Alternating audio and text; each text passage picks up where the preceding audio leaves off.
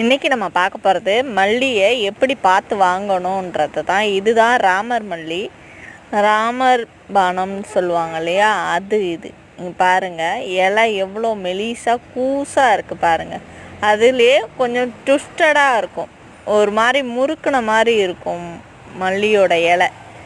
இது நார்மலாக 3 அடுக்கில் பூக்கும் இல்லையா, அந்த மல்லி உங்களுக்கு டார்க் க்ரீனில் இருக்கும். உங்களுக்கு மொட்டுமே பார்த்திங்கனாக்கா கொஞ்சம் குண்டு குண்டாக இருக்கும். இது 8 அடுக்கு மல்லின்னு ஒன்று, அது ஏற்கனவே டிஃப்ரெண்ட் போட்டிருப்பேன். இது நாட்டு மல்லி, ஒத்த மல்லி சொல்கிறோம் இல்லையா, இலை கொஞ்சம் பட்டையாக இருக்கும்.